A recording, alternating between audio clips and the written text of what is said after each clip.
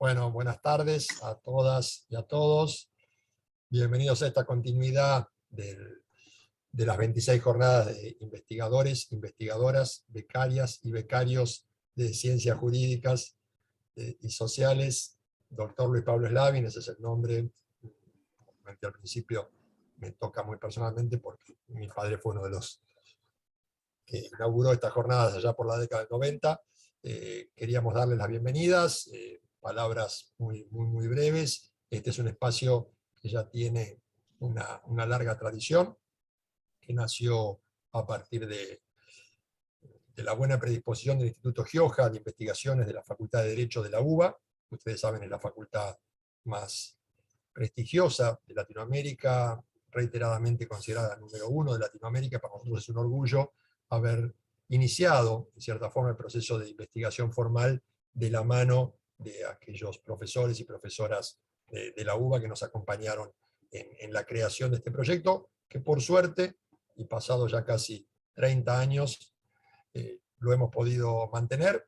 Es un espacio que intenta ser bien democrático, de tal forma que profesores o profesoras con décadas de experiencia, libros y publicaciones, y al mismo tiempo alumnas y alumnos que están iniciándose en el proceso de investigación, nos acompañan, conversamos y dialogamos en un pie de igualdad, y la idea justamente es que a partir de ese intercambio, y sobre todo de visiones que vienen desde distintos ángulos, con distintas miradas, nos aporten para repensar nuestras investigaciones. Por eso, en muchos casos, no se van a estar presentando investigaciones ya concluidas, sino al revés, investigaciones que están en un proceso de armado. Son avances de investigación. Son ideas para que podamos compartirlas en un clima distendido, en un clima de buena cordialidad, y a partir de ahí podamos enriquecer nuestro pensamiento. Así que bueno, desearles a todas y a todos unas buenas jornadas que vamos a prolongar en el día de hoy, y mañana a partir de las 14 horas vamos a volver a encontrarnos. Le cedo la palabra a la doctora Ana Bernetti para que les dé la bienvenida. Bueno, gracias Pablo. Sí, me sumo a las palabras que dijiste. Es cierto que este es un espacio histórico para nuestra facultad, y es un espacio que nos ha ayudado a cada uno de nosotros que estamos acá a formarnos en la investigación. Yo recuerdo desde que era estudiante empezar a participar en estos espacios, y es hermoso que se pudo sostener durante tanto tiempo. Gracias, por supuesto, a tu padre que lo generó, que lo creó, y que en su momento, en conjunto con la UBA, que es cierto, nos seguimos con excelentes vínculos, seguimos encontrándonos con amigos de antes, y es muy agradable encontrarnos en cada jornada, en cada encuentro, en cada situación, y hemos a su vez gestado muchas amistades. Y realmente eso es maravilloso, porque no solamente es un espacio académico, sino un espacio de amigos en los cuales hemos podido conocernos en oportunidades presenciales durante tantos años.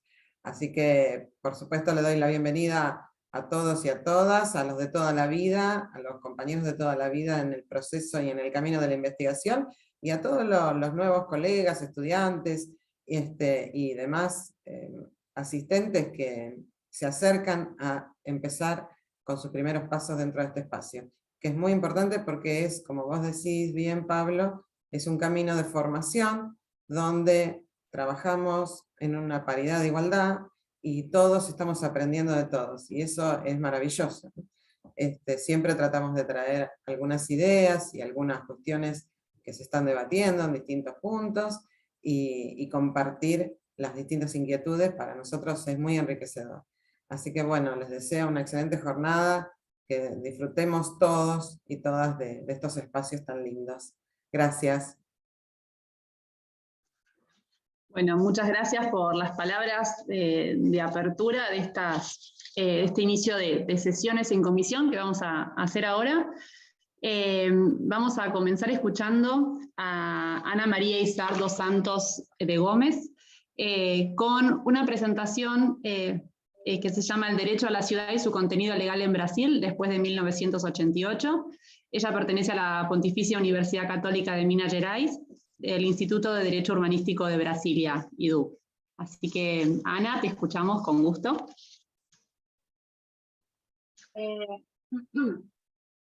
Buenas tardes, mi nombre es Ana María Izar, soy miembro de ALIDUB e é com gran prazer que apresento minha ponência nesta tarde. Vou falar em português porque, infelizmente, eu não domino castelhano, mas eu tentarei falar bem devagar, muito despacio, para que me entendam. Por isso, eu pedi uns 2 minutinhos a mais para encerrar a minha fala. A minha pesquisa tem por objetivo articular a Constituição Brasileira de 88, de 1988, e a legislação produzida a partir dela com a realidade material das cidades brasileiras.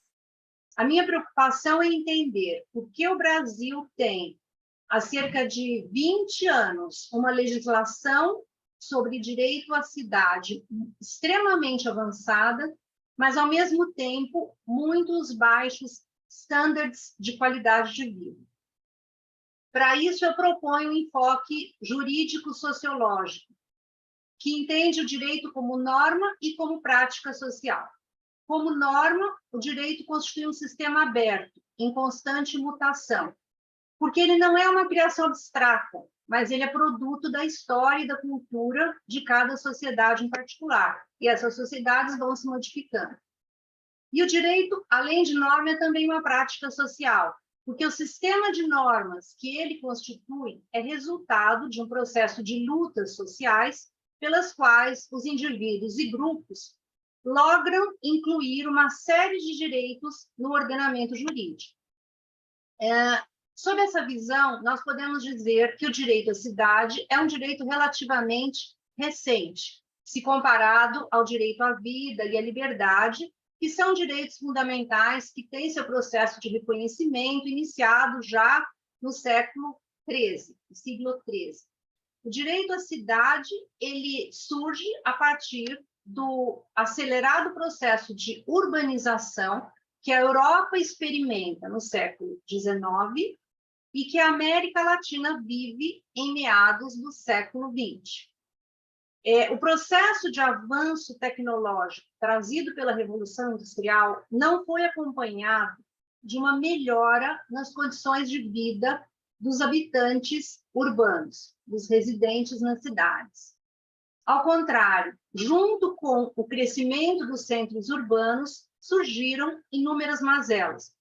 Contaminação do meio ambiente natural pelos resíduos industriais, surgimentos de bairros de vivendas precárias, que nós chamamos de favelas, vocês chamam de vilas miséria, com outras consequências. Os desplazamentos a pé se tornaram impraticáveis, o que exigia um sistema de mobilidade urbana, enfermidades causadas por falta de saneamento básico, água e alcantarillado, e más condições das vivendas, além de uma série de disfunções psicossociais que passaram a afetar grande parte da população, como depressão, alcoolismo, suicídio, etc.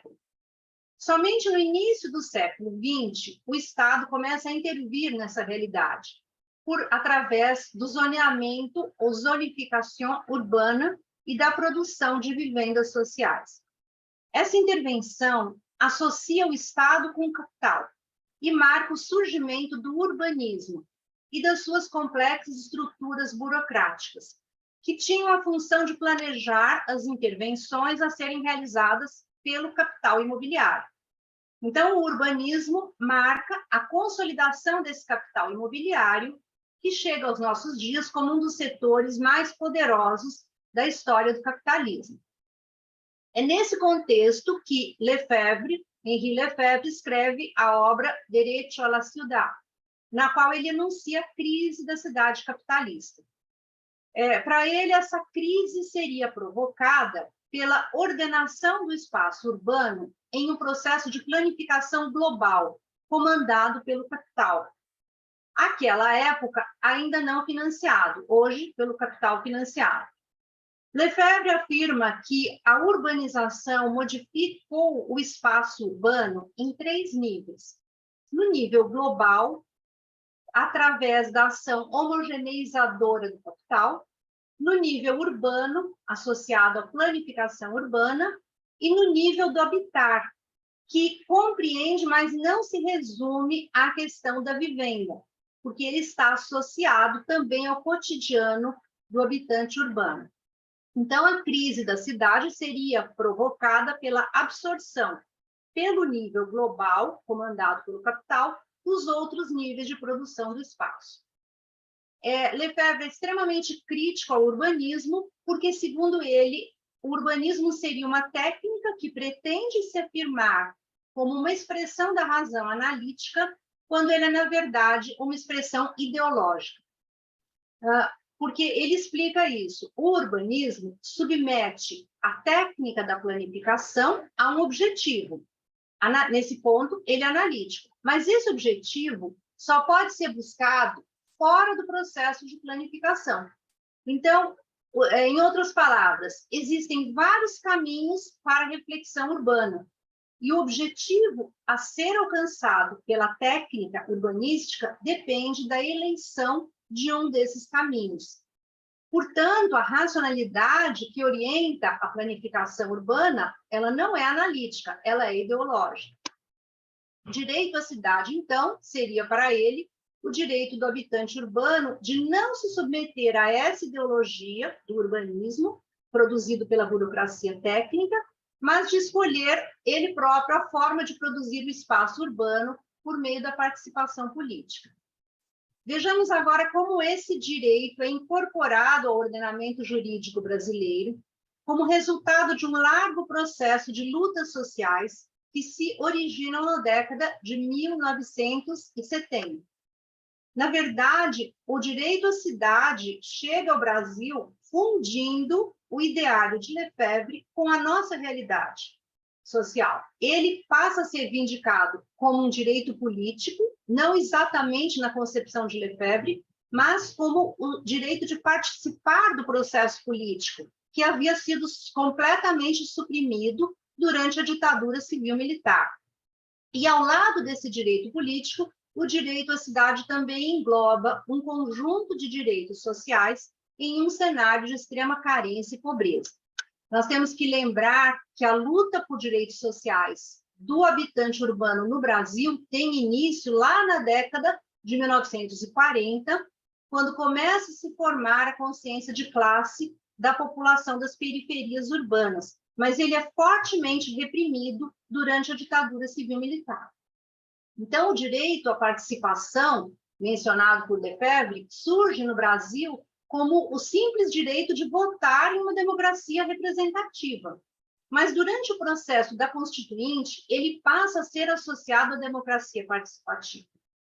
E o movimento que teve grande importância nisso foi o Movimento Nacional de Reforma Urbana. Foi um movimento muito ativo nesse período da elaboração da Constituição e que defendia um ideário centrado na participação popular e no combate às desigualdades socioespaciais. Esse movimento, assim como os demais movimentos que representavam as forças sociais, enfrentaram-se com os setores que representavam o capital, tanto no processo da Constituinte, como no processo legislativo que resultou na aprovação do Estatuto da Cidade. Embora no processo constituinte a vitória, por assim dizer, tenha sido dos setores ligados ao capital, no processo legislativo que levou à aprovação do Estatuto da Cidade, a vitória foi dos movimentos sociais. E como é que isso se traduziu na norma legal? Na Constituição brasileira, a função social da propriedade, que é um princípio fundamental para se interpretar o direito à cidade, é vinculada ao plano diretor. Os movimentos sociais pretendiam associar a função social da propriedade não ao plano diretor, ao plano maestro, mas à questão fundiária, à questão da terra, ou seja, a obrigação do Estado de evitar que a propriedade urbana ficasse ociosa e de combater a especulação imobiliária. Já no Estatuto da Cidade, em câmbio, ganharam os movimentos sociais, porque no Estatuto da Cidade, o direito à cidade é associado a 3 dimensões. Uma dimensão social, que obriga o Estado a guiar a sua política urbana para satisfazer as necessidades básicas de todos os habitantes urbanos, não só por meio de uma maior produção de recursos, mas também e principalmente pela melhor distribuição desses recursos. A segunda dimensão é a dimensão ambiental, e pressupõe o reconhecimento e o fomento a diferentes formas de vida e de produção existentes no território nacional, como aquelas praticadas pelos povos originários, pelas comunidades tradicionais, pelos quilombolas, que são comunidades constituídas na época da esclavitud, pelos escravizados que lograram fugir, sair e mantém até hoje os seus modos de vida e de produção. E além dessas formas de vida e de produção, também por economia, cabe ao Estado estimular economias baseadas no associativismo e no cooperativismo. E, finalmente, a terceira dimensão é a dimensão participativa, representada pelo direito de todo habitante urbano de participar na formulação, implementação e controle da política urbana, através de práticas institucionalizadas no âmbito administrativo do Estado, os chamados canais de participação. Essa dimensão participativa, a meu ver, ela é a mais importante das dimensões, porque permite reverter essa tendência do planejamento urbano, já identificado por vários autores, como David Harvey, pelo próprio Henri Lefebvre, que é a de se manter extremamente permeável aos interesses do capital. E essa parece ser, em última análise, a razão pela qual as cidades brasileiras apresentam péssimas condições de vida. O planejamento urbano serve principalmente aos interesses do capital. E, por isso, garantir o direito à cidade passa necessariamente pela garantia da democracia participativa. Isso significa, no âmbito dos 3 poderes do Estado, editar normas, leis que regulem as práticas participativas, instituir canais de participação como instrumentos de política urbana e construir interpretações jurídicas que façam com que tais práticas sejam vinculantes. Mais ainda, cabe especialmente ao Poder Judiciário assegurar o equilíbrio de forças de acordo com o princípio da isonomia jurídica, de forma a evitar que os agentes e atores hegemônicos controlem a produção do espaço. Muitas graças. ¿Cumprí o meu tempo? Muchas gracias, Ana, pero excelente, cumpliste el tiempo, pero impecable. Ya me pones presión porque me obligás a cumplir el tiempo a mí. Muy bueno. Ahora Axel va a presentar la próxima presentación. Sí, así es. Bueno, la siguiente presentación es del doctor Pablo Eduardo Slavin, director del Instituto de Investigaciones Jurídicas y Sociales, doctor Carlos Santiago Nino, y del Centro de Investigación y Docencia en Derechos Humanos Alicia Moró, de la Facultad de Derecho de la Universidad Nacional de Mar del Plata, y la presentación se titula Ciencia, Método y Producción de Conocimiento, un análisis desde el materialismo dialéctico. Bueno, muchas gracias, Axel. Muchas gracias a todas y todos. Voy a tratar de ser breve. Aclaro que las ponencias, todas las ponencias que se van a estar presentando van a estar publicadas por escrito, así que las van a poder leer en unas semanas completas. En mi ponencia lo que intento es analizar algunos aspectos del método creado por Marx y Engels y la importancia para el desarrollo científico y la producción de conocimiento. En ese marco, lo que intento reflexionar con respecto al materialismo histórico es por qué tanto el materialismo histórico como incluso la lógica dialéctica son rechazados permanentemente, o incluso ignorados, diría yo, desde los principales representantes del mundo científico. ¿Por qué razón sigue predominando una concepción analítica aristotélica de la ciencia que, entiendo, segmenta la realidad? ¿Ello se debe a cuestiones científicas o políticas? ¿El desarrollo del pensamiento científico es verdaderamente libre o sufre un fuerte condicionamiento político producto del poder de las clases dominantes? Y finalmente, si es posible hablar de producir un conocimiento no político o apolítico. Yo dividí el trabajo en varios capítulos. En el primero analizo algunos escritos de Paul Krugman, en lo cual él trabaja con respecto al tratamiento que ha sufrido el pensamiento de Keynes en Estados Unidos, señalando cómo desde que apareció Keynes, los principales sectores conservadores de Estados Unidos se dedicaron a cuestionarlo porque veían en él a alguien que defendía a los sectores desposeídos. Es más, se lo ha vinculado con Marx cuando insistentemente, y esto lo traduzco en las notas directas, Keynes manifestó que no era discípulo de Marx, Keynes no era un estudioso siquiera de Marx, sin embargo, permanentemente ha sido tachado de eso, y es interesante ver, por ejemplo, las palabras del premio del Nobel de Economía Robert Lucas, que es sucesor de Milton Friedman como macroeconomista neoliberal más influyente en la Universidad de Chicago y de su generación, como hacia el año 1980 señalaba que es imposible, dice él, encontrar buenos economistas menores de 40 años que se identifiquen personalmente como keynesianos o califiquen hacia sus trabajos. En los seminarios de investigación ya nadie se toma en serio las teorizaciones keynesianas. El público comienza a murmurar y a reír por lo bajo. A partir de ahí, la explicación que encuentra Krugman dice que se debe principalmente a los lazos que ha tenido la política keynesiana con la distribución del ingreso.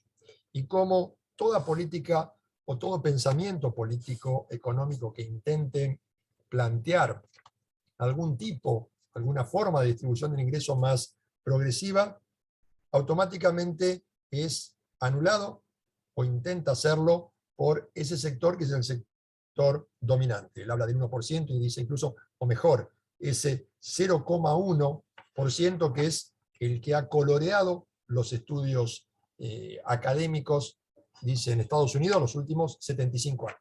Trasladémoslos a nuestra región y pensemos un poco cuántas unidades académicas enseñan el pensamiento de Marx, el pensamiento económico, su método de trabajo, en cuáles se estudia seriamente, y ahí pasamos a un segundo problema. Un problema que me interesa rescatar el pensamiento de Harvey con respecto a eso, y Harvey, de quien hablaba Ana recién con respecto a derecho a la ciudad, Harvey señala el problema de encontrar un lenguaje común.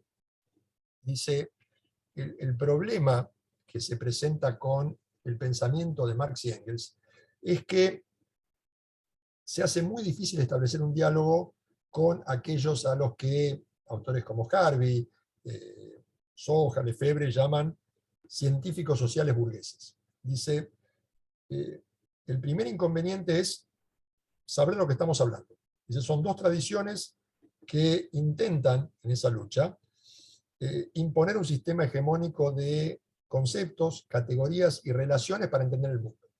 Esto es lo que tenemos que darnos cuenta, dice Harvey. Entonces, en esa lucha, la lucha es por un lenguaje y un propio significado. ¿Sí? Pensemos toda la discusión que tuvimos en nuestro país en este último tiempo con el problema del lenguaje inclusivo, y cómo el uso del lenguaje inclusivo ha sido tomado en una plataforma política de discusión. Entonces, lo que dice Harvey es, mientras la tradición empírica analítica dominante no acepta ni una traza del pensamiento dialéctico o los significados de tipo relacional, por el contrario, el científico marxista parte para sus críticas de un profundo estudio del sistema de pensamiento burgués. Lo que hace es intentar en ese pensamiento encontrar sus contradicciones, sus falencias, y a partir de eso encuentra las herramientas para transformar los conceptos y las estructuras de ese pensamiento y crear uno nuevo. A partir de ahí, mientras el científico marxista estudia el pensamiento burgués, del otro lado, el pensamiento marxista es absolutamente ignorado. No se necesita para el estudio ni para la construcción de ese pensamiento. ¿Cuál es la contradicción que ve Harvey? Dice, por un lado, el sistema capitalista necesita del libre pensamiento, de la libre investigación. Eso es fundamental para el desarrollo de las fuerzas productivas. Esto hace que no exista una prohibición de estudiar el pensamiento de Marx o el materialismo dialéctico, y de hecho, lo dice un poco burlonamente Harvey, hay algunos autores que lo estudian y hasta se lo toman en serio. Por eso dice, de vez en cuando tiene que salir desde los centros de poder y hacer una limpieza de rojos en el ámbito académico para evitar que eso se haga demasiado presente. Paulo Freire fue muy capaz de darse cuenta de la importancia del pensamiento crítico y del pensamiento de Marx para aplicarlo al ámbito de la educación. El desarrollo de la pedagogía requiere, la pedagogía crítica desarrollada por Paulo Freire, justamente un análisis a partir del materialismo histórico. Y esto es lo que empieza a cobrar fuerza, por eso en el resto del artículo lo que intento es explicar en qué consiste este método creado por Marx y Engels. En 1883, Engels, en la tumba de Marx, decía, así como Darwin descubrió la ley del desarrollo de la naturaleza orgánica, Marx descubrió la ley del desarrollo de la historia humana. El hecho tan sencillo, pero oculto bajo la maleza ideológica, de que el hombre necesita en primer lugar comer, beber, tener un techo y vestirse antes de poder hacer política, ciencia, arte o religión. Que por tanto, la producción de los medios de vida inmediatos, materiales y, por consiguiente, la correspondiente fase económica del desarrollo de un pueblo o una época, es la base a partir de la cual se han desarrollado las instituciones políticas, las concepciones jurídicas, las ideas artísticas e incluso las ideas religiosas de los hombres, y con arreglo a la cual deben, por tanto, explicarse, y no al revés, como hasta entonces se había venido haciendo. De ningún modo, y es lo que intento demostrar, puede ser catalogado este pensamiento como determinista, que es, lamentablemente, una de las acusaciones que vemos más repetida en cuanto a ese pensamiento desarrollado por Marx y Engels, en un supuesto causalismo entre esa estructura económico-social y esa superestructura jurídico-política ideológica. Harvey, retomando un poco las ideas de Engels de su obra El socialismo utópico, el socialismo científico, insiste a través de sus trabajos en criticar algo propio de lo que llama esa actitud analítica empírica, que es la fragmentación del conocimiento. Cómo esa fragmentación del conocimiento, cómo esa necesidad por profundizar en acercarnos a determinada área de la realidad, hace que vayamos dividiendo el estudio en disciplinas y subdisciplinas, cada una de las cuales se considera a sí misma como la experta, la única dueña de esa verdad. Incluso lo muestra con un ejemplo, en lo que le sucedió a él. Él dice, yo soy geógrafo, dice Harvey, ese es mi título de grado. Sin embargo, cuando me puse a escribir sobre urbanismo, sobre derecho a la ciudad, no me respetaban, porque consideraban que eso era áreas para las cuales no estaba capacitado. Dice, esto es un error propio de esa manera de pensar fragmentaria de la realidad y que choca con el modelo materialista histórico. Ese sistema analítico produce una fragmentación del conocimiento en compartimentos estancos, separados, incomunicables. Por eso dice, llama la atención cómo en el último tiempo, dentro del ámbito académico sobre todo, aparece una nueva idea que es hablar de la interdisciplina o la transdisciplina como algo, dice Harvey, novedoso. Dice, para el científico marxista, esto es algo elemental.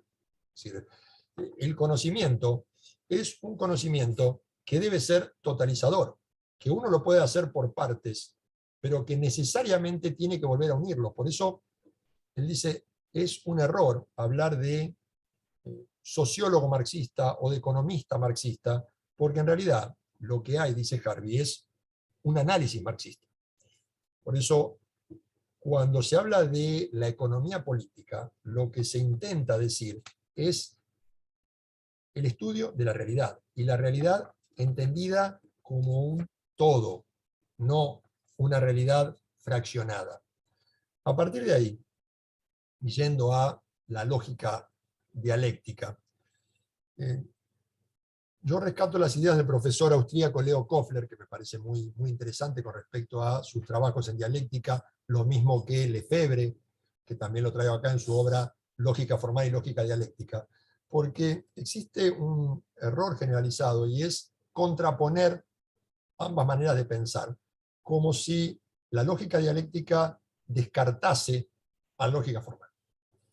De ninguna manera lo que entiende es, o Koffler lo que intenta explicar es cómo términos como contradicción, identidad, acción recíproca, son conceptos que en la teoría dialéctica adquieren un significado completamente diferente al que poseen en la lógica formal.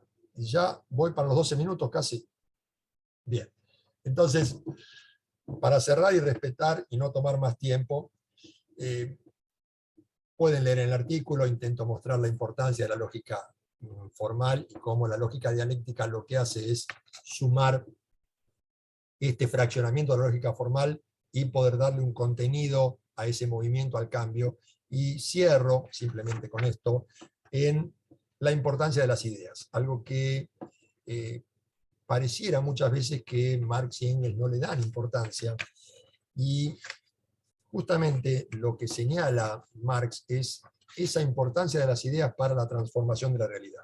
Por eso cierro con una cita de Harvey, en la cual dice: se necesita una revolución en el pensamiento en niveles tan distintos como la universidad, los medios de comunicación, el gobierno o el interior de las propias instituciones financieras. Aunque nada dispuesto a promover el idealismo filosófico, Marx estimaba, dice Harvey, que las ideas constituían una fuerza material en la historia.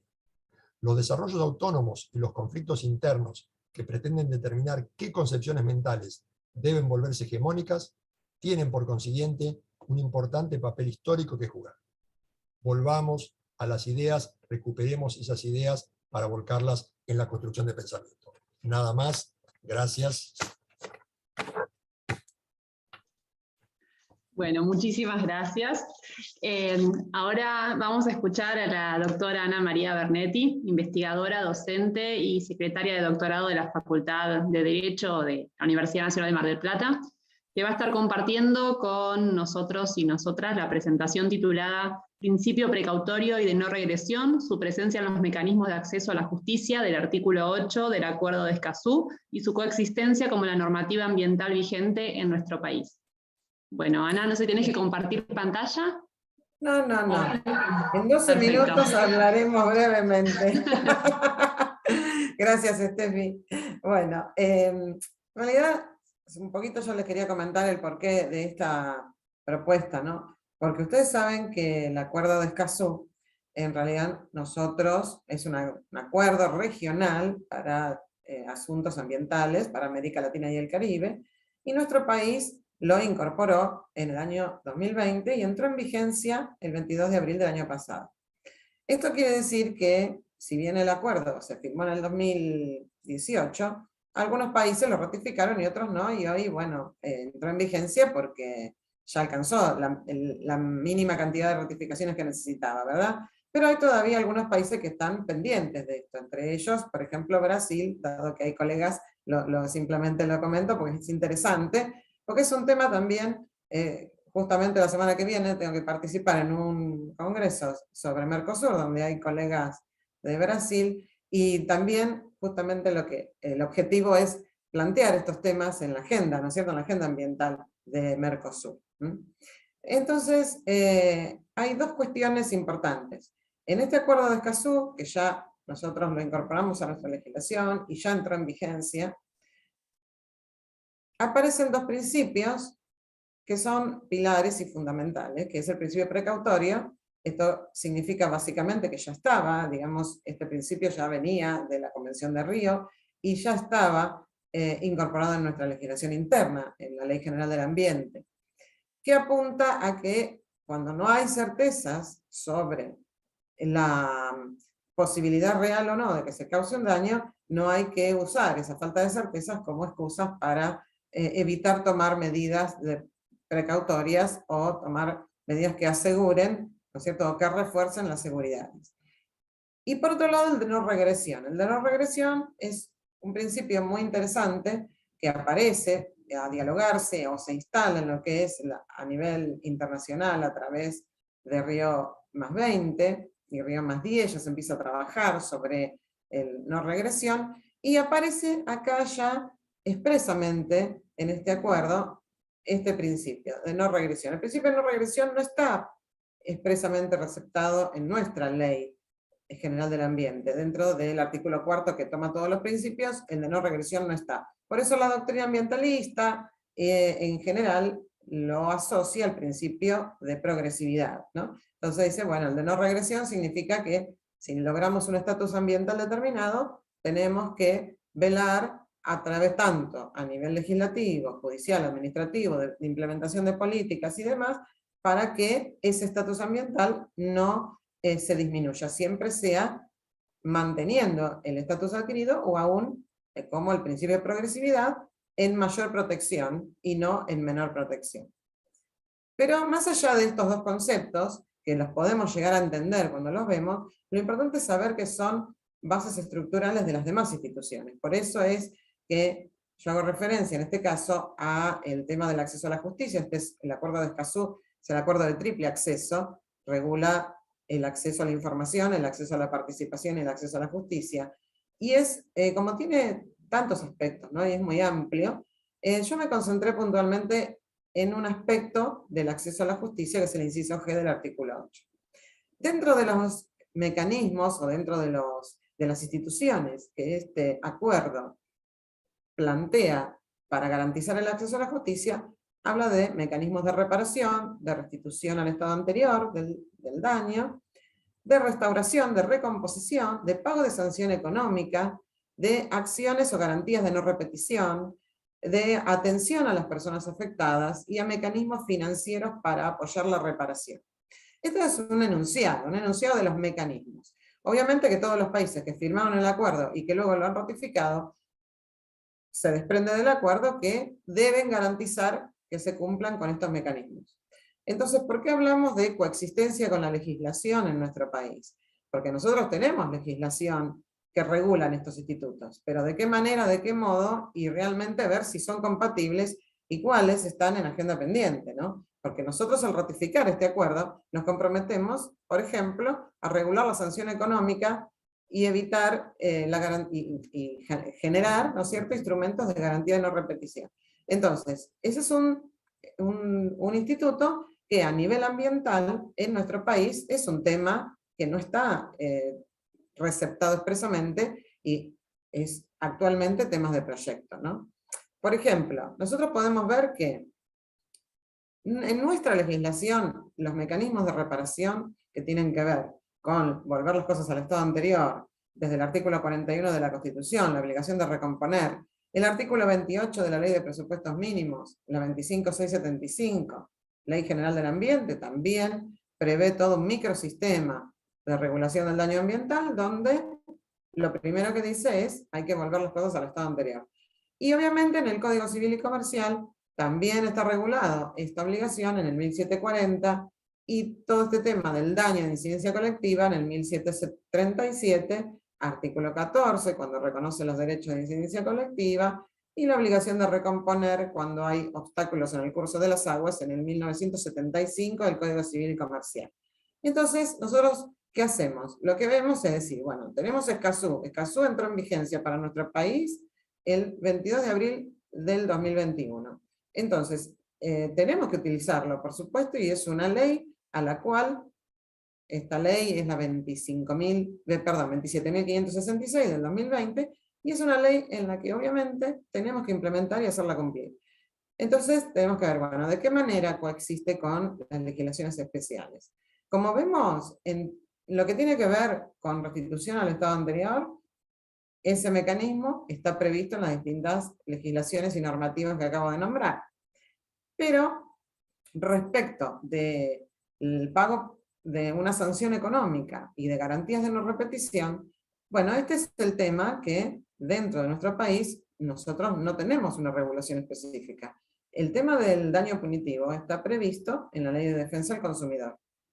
Entonces, muchas veces la doctrina ha querido aplicar en forma analógica ese artículo de la Ley de Defensa del Consumidor a los temas ambientales. Para lo cual hay, por supuesto, doctrina a favor, doctrina en contra, jurisprudencia a favor y jurisprudencia en contra. Pero básicamente sí hay consenso en que no se puede traspolar ese artículo y aplicarlo en forma directa a lo ambiental. Para lo cual se han generado distintas inquietudes como para mejorar esta cuestión. Una de las maneras de poder reconocer la posibilidad de aplicar una sanción económica que causa un daño ambiental de incidencia colectiva, más allá de la reposición al estado anterior, ¿no es cierto?, del bien colectivo dañado, una de las maneras es abordarlo desde el diálogo de fuentes. Entonces, desde el diálogo de fuentes se podría justificar la aplicación de una sanción pecuniaria o de un daño punitivo, teniendo como base, por un lado, el 52 bis del Código de la Ley de Defensa del Consumidor, por otro lado, si tiene que ver con el consumo sustentable, el artículo 1094 del Código Civil y Comercial, por otro lado, en diálogo también con el microsistema que regula la Ley de Presupuestos Mínimos 25675 sobre daño ambiental, y de esa manera, y a su vez, los artículos del Código Civil, ¿no?, 240 y artículo 14, y de esa manera poder justificar, ¿no es cierto?, y sostener y fundamentar la necesidad de aplicar la sanción pecuniaria disuasiva o daño punitivo o sanción económica. Pero ese argumento, que es válido y que de hecho hay alguna jurisprudencia que lo sostiene, muchos coinciden que no es suficiente, por supuesto, que esto es ante la ausencia de una legislación concreta que lo establezca. Otra solución es reflotar el anteproyecto o el artículo que estaba previsto en el anteproyecto del Código Civil y Comercial que regulaba la sanción pecuniaria disuasiva para los daños de incidencia colectiva. Que ese artículo, cuando se sancionó el Código Civil y Comercial en el 2015, se eliminó. Entonces, bueno, la otra es volver a reflotar esa idea y lograr su incorporación al Código Civil y Comercial. De esa manera, sí podríamos alcanzar una regulación. Y otro proyecto también que está trabajándose en este sentido es incorporar un artículo 28 bis a la Ley de Presupuestos Mínimos, de Ley General del Ambiente, donde en ese 28 bis se puede establecer concretamente la obligatoriedad o la posibilidad de darle al juez, en caso que lo considere necesario, la aplicación de un daño punitivo o sanción económica. Y de esa manera, bueno, de estos tres caminos, ¿no es cierto?, ir encontrando soluciones para ¿qué? Para poder asegurarnos una efectiva implementación de este acuerdo de Escazú y de esta medida. Obviamente que cuando hablamos de sanción pecuniaria disuasiva, es decir, daño punitivo es una utilización común como para entender de qué se trata, pero más precisamente, más técnicamente, hablar de sanción pecuniaria disuasiva está más relacionado con esta otra función a la que nos exige Escazú, que es la garantía de no repetición. ¿Por qué? Porque esta función disuasiva de esa pena económica es provocar que aquel que es condenado a pagar esta suma de dinero instrumente los mecanismos de prevención dentro de su actividad para evitar repetir la causación de los daños. Por eso esta garantía de no repetición iría de la mano de instrumentos como este, que es la sanción pecuniaria disuasiva. Creo que es la manera más práctica, por lo menos, de ser aplicado dentro de lo que es nuestra legislación.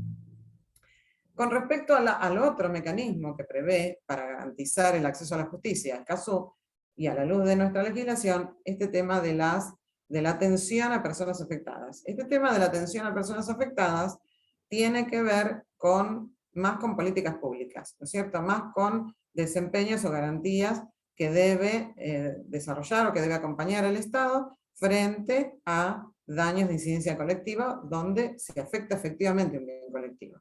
Entonces, dentro del acompañamiento que el Estado debe brindar, dentro de este acompañamiento, generar políticas públicas que conlleven a la atención de las personas afectadas. De la mano con los instrumentos financieros. Por eso es que el artículo 8 dice instrumentos financieros para apoyar la reparación. ¿Qué son los instrumentos financieros para apoyar la reparación? Los instrumentos financieros estarían asociados a los que se llaman fondos ambientales.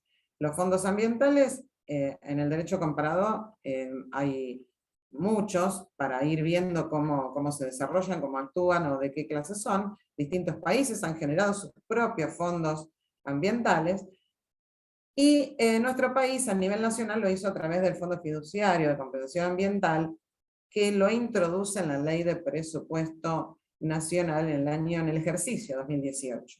Pero no nos olvidemos que este Fondo Ambiental de Compensación ya estaba creado en la Ley 25675, la cual entró en vigencia en noviembre del 2002. O sea que del 2002 al 2018, que se incluyó expresamente, ahí hay un vacío, ¿no? Una cantidad de años, un tiempo prolongado, donde esta cuestión no estaba en la práctica implementada. Por eso muchas provincias en este periodo generaron sus propios fondos ambientales para poder solucionar estos temas. La finalidad de los distintos mecanismos financieros o de los fondos ambientales, la finalidad es creado, cada provincia, ¿no es cierto?, o cada país ha generado el fondo ambiental de acuerdo a sus necesidades. Y las finalidades pueden ser indemnizar a las víctimas de daños ambientales, puede ser recomponer los daños ambientales colectivos afectados, financiar planes, programas, proyectos, políticas públicas que conlleven justamente a garantizar la recomposición del ambiente dañado. Por eso cuando nosotros hablamos de garantizar, doctora, la recomposición, ¿sí? Sí, ahí ¿sí? Ya estamos llegando al minuto 13:30 más o menos. Perfecto, ya entonces cierro con esto. Cuando ya nos estamos acercando, ¿no es cierto?, a este tema de garantizar la reparación, es importante incluir, y esto también en agenda pendiente, en concordancia con todos los países que adhieran a este acuerdo, la escala valorativa de la valoración de los servicios ecosistémicos.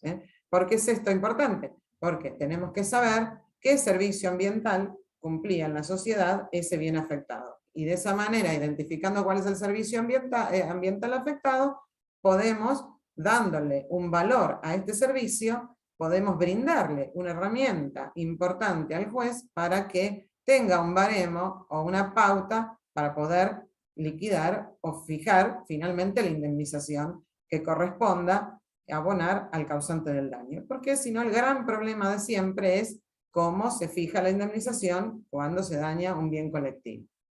Ese es un poco de las inquietudes que quería dejar, y cómo estos principios, precautoria y no regresión, están siempre presentes en cada uno de estos mecanismos para su implementación y para su regulación.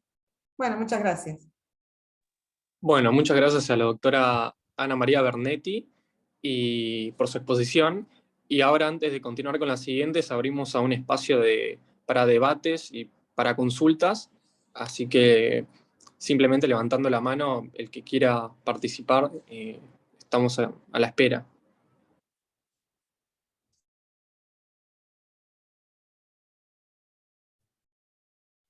En cuanto a las 3 exposiciones que fueron hasta ahora. Ahí Ana María, que tiene la mano levantada, si querés hablar. Então, eu gostaria de fazer uma pergunta para o professor Pablo. No final da sua fala, você falou sobre o fato de que a lógica dialética não é contraditória com a lógica formal. E eu gostaria de entender melhor como elas se relacionam. Eu não entendi bem essa última parte, se você pudesse falar um pouquinho mais. Gracias, Ana, por la consulta. No, a ver, tuve que plantearlo un poquito apurado. En realidad no es que no se contrapongan, sino que lo que decía es, el método materialista dialéctico no descarta la lógica formal. No dice que la lógica formal no sirva, sino justamente lo que plantea es que la lógica formal fragmenta la realidad en su análisis. Analiza la realidad recortada y en reposo. Lo que hace la lógica dialéctica es reunir esas partes y mirar la realidad desde un punto de vista holístico, desde un punto de vista integral. A partir de ahí, todo estudio científico desde la óptica del materialismo dialéctico requiere un análisis en el cual se vaya fragmentando la realidad para analizarla en conjunto y después volverla a unir. Por eso, es decir, yo lo trato de desarrollar más en el artículo. Justamente el método, eso es lo que dice dialéctico, es no descarta la lógica formal, sino que lo que hace es recogerla, dejando en evidencia o tratando de mostrar esas contradicciones de la realidad. Por eso, lo que hace la lógica dialéctica es añadirle a esa antigua lógica la aprehensión, la captación de las transiciones, de los desarrollos, de lo que sería el enlace interno necesario de las partes con el todo. Es decir, mientras la lógica formal se queda en las partes, la lógica dialéctica lo que hace es unir esas partes con el todo. Por eso después intento ejemplificarlo a partir de lo que traslada Harvey por un lado en sus estudios con respecto a el derecho a la ciudad y la geografía espacial, o mismo Marx con el análisis del capital, como para estudiar el capital lo que va haciendo es una disección de la realidad hasta llegar al núcleo básico. El núcleo básico es la mercancía. A partir de esa mercancía, él después empieza a reconstruir. Por eso es un camino, en cuanto al punto de vista metodológico para la investigación, que me parece interesante trasladarlo a la tarea nuestra de investigadores e investigadoras, es cómo existe una diferencia entre el método de investigación y cómo cambia el método de exposición. Entonces, eso lo explica Marx en la introducción al Capital y Harvey lo vuelve a desarrollar, lo mismo que Lefebvre, cómo en esa investigación hay una mirada de la totalidad que después va yendo hacia abajo hasta lograr focalizarse en el punto y con eso obtiene un análisis completo. Pero a la hora de exponerlo, lo expone a partir de la célula. El método de exposición va de lo particular a lo general.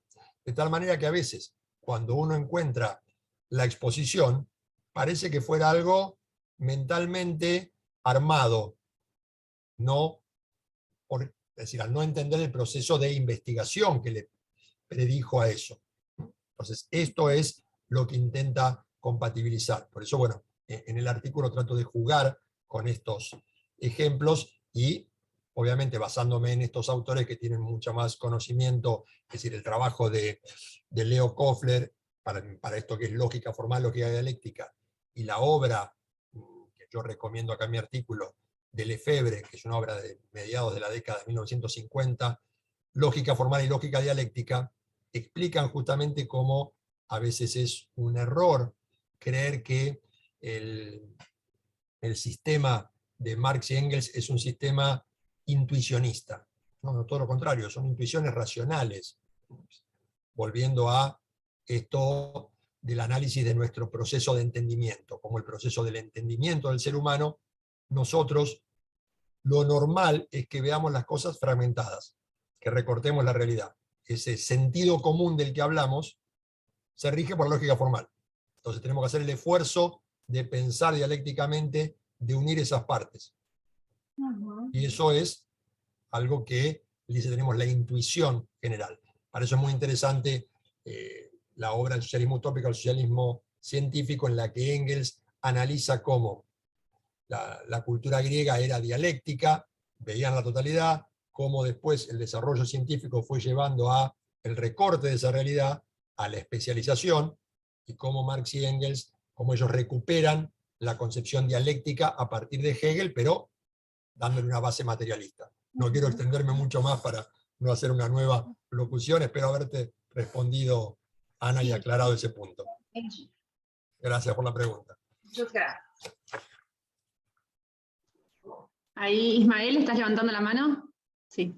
Sí, no, solamente un aporte a lo de la doctora Bernetti que me parece muy interesante, que se vincula en cierto punto, tiene un cierto punto de trazabilidad con nuestro proyecto, que justamente, que bueno, ya vamos a exponer en breve sobre la participación ciudadana en Córdoba, y nosotros advertimos que los centros vecinales han adquirido un rol bastante central en lo que es la defensa medioambiental, en determinadas causas ambientales que se han suscitado en la ciudad de Córdoba, generalmente en torno a residuos, nuevos emprendimientos inmobiliarios donde han, digamos, construido sobre zonas de protección histórica, arquitectónica y de reserva natural. Y lo interesante, que también lo pongo a disposición de la doctora si le resulta útil para su investigación, es que hay un fallo de jurisprudencia de una Cámara de Contencioso Administrativa de la Ciudad de Córdoba, donde citan para despachar la medida cautelar el acuerdo de Escazú. Y lo toman como una ley vinculante. Y destacan justamente que los centros vecinales, al tener una tutela reforzada en el acuerdo de Escazú, se convierten en actores sociales esenciales para la defensa de los derechos humanos, ambientales y de la gobernanza ambiental, y citan también el principio 10 de Río +20, donde hablan de que el mejor modo de tratar las cuestiones medioambientales es con la amplia participación de los ciudadanos involucrados y demás. Así que bueno, solamente como esa aclaración y para poner a disposición también de la doctora Bernetti si quisiera o estuviera interesada en el fallo, simplemente ese comentario. Gracias. Gracias, Ismael. No, bárbaro, me parece, sí, genial, porque es como, bueno, yo les comentaba al principio que el acuerdo de Escazú es muy completo, tiene muchos aspectos, de hecho, los tres accesos. Y este acceso a la participación y el refuerzo, ¿no es cierto?, de la participación activa y de la participación ciudadana es importantísimo. Y por eso en todo lo que son las decisiones de las políticas públicas es fundamental la participación activa y que esto, a su vez, como vos decís bien, que sea vinculante esas decisiones, ¿no? Y eso es re importante. Así que te agradezco la colaboración de estos elementos y me parece bárbaro que haya otros participantes en las jornadas donde traten otros aspectos de Escazú, porque es tan amplio que realmente es muy enriquecedor todos los temas. Bueno, muchas gracias, Ismael.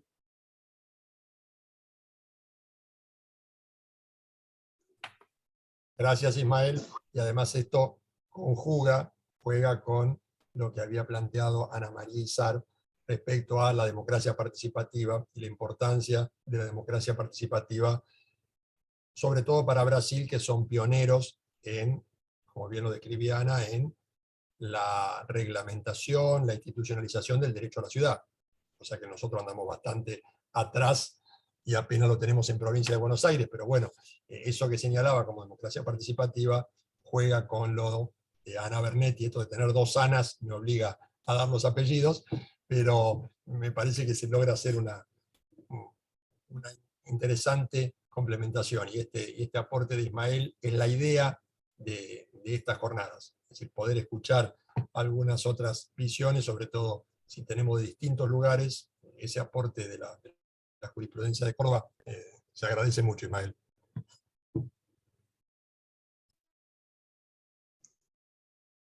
Bueno, no sé si alguien más tiene ganas de hacer algún comentario, alguna consulta.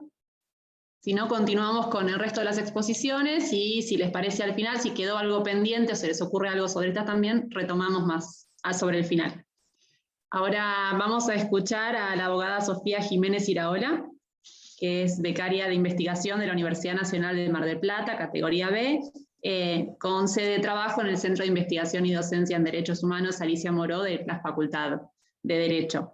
Y nos va a estar compartiendo su presentación titulada Residuos Urbanos, los derechos sociales se pelean.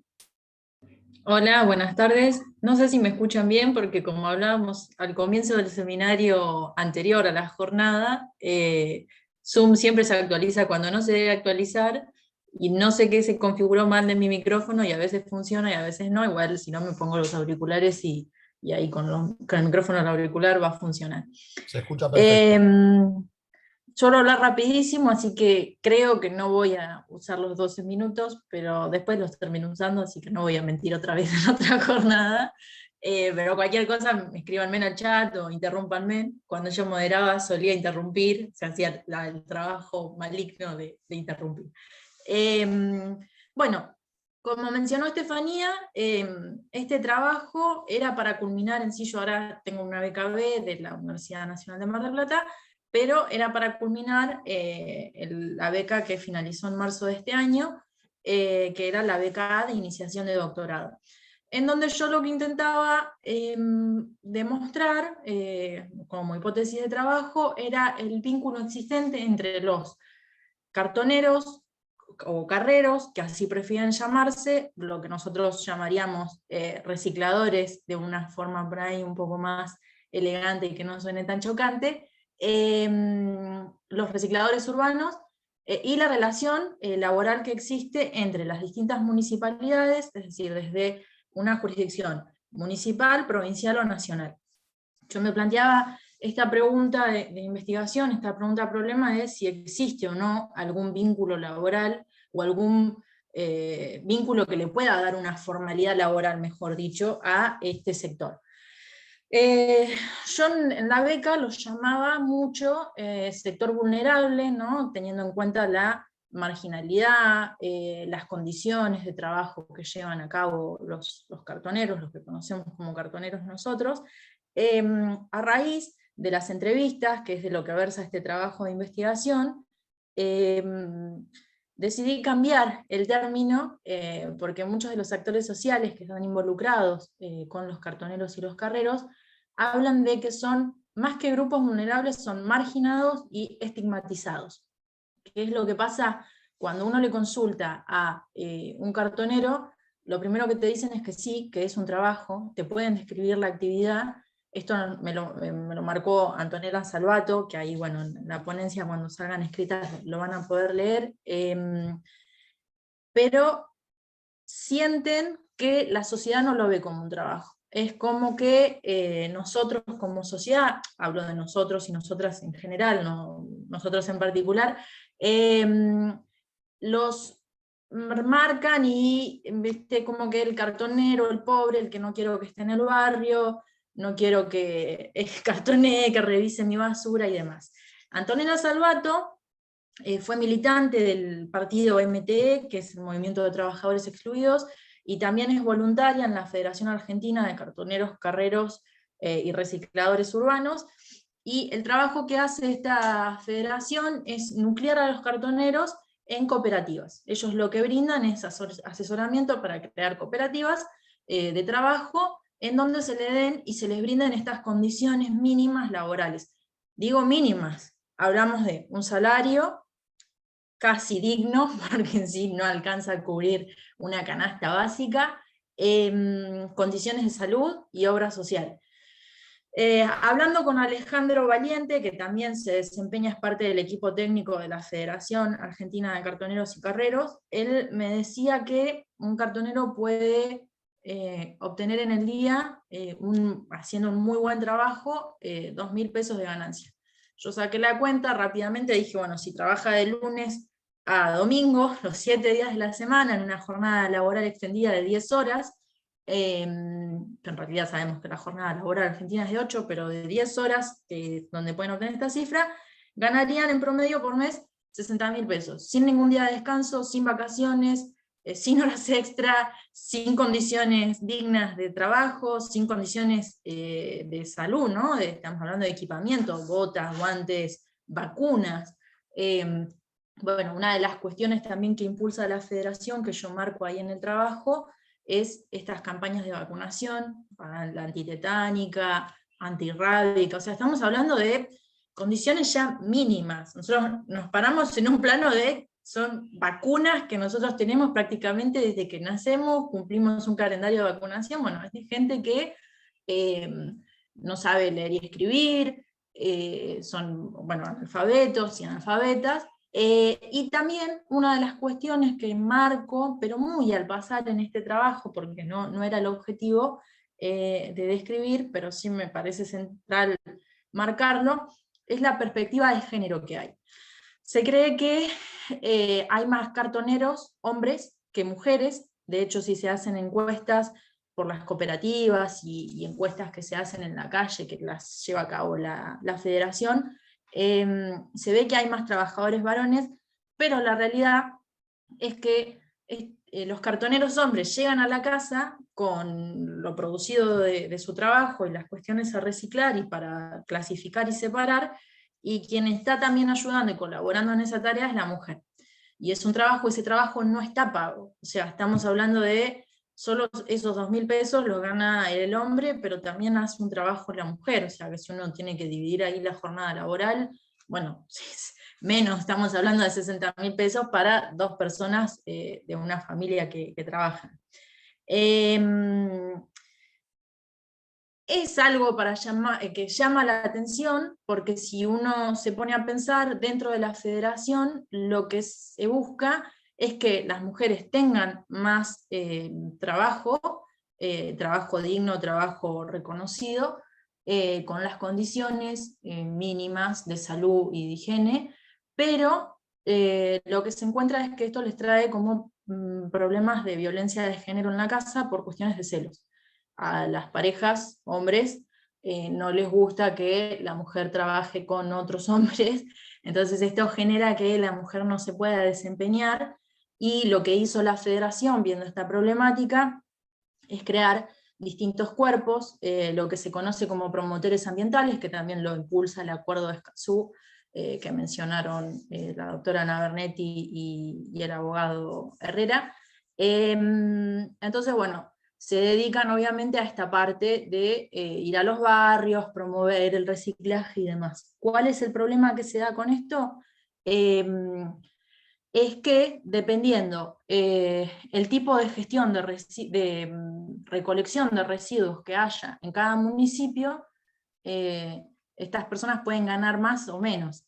El sistema que existe en Mar del Plata, Argentina, Mar del Plata, que es donde estamos nosotros, es un sistema que está privatizado. Lo lleva a cabo una empresa, una sociedad anónima privada, que licita a la municipalidad, pero la recolección tanto de orgánicos como de inorgánicos lo hace una empresa privada.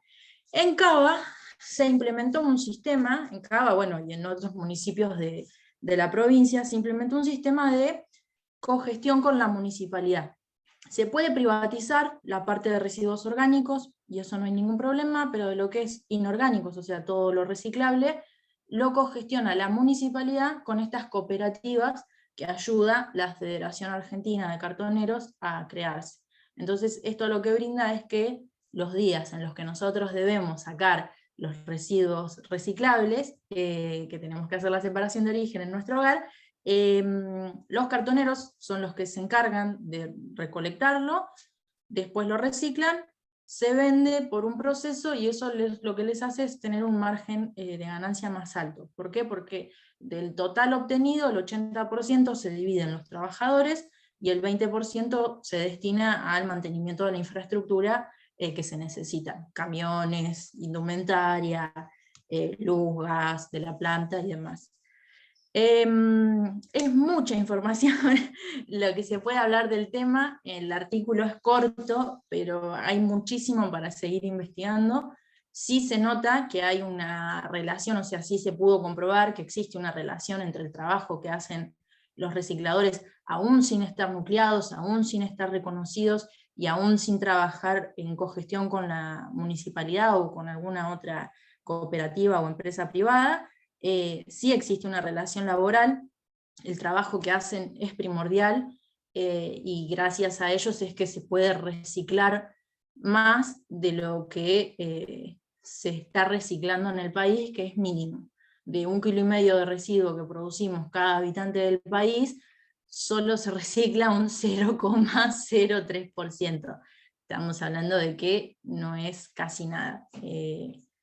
Para no extenderme y no empezar a tirar números y cifras así a lo loco, que están en el trabajo, que se pueden ver, sobre todo esto del reciclaje, lo poco que se recicla, por la falta de separación en origen, lo pueden leer en el trabajo, obviamente, y ahí también están los correos siempre a disposición para consultas. Les agradezco y les cedo la palabra a los moderadores.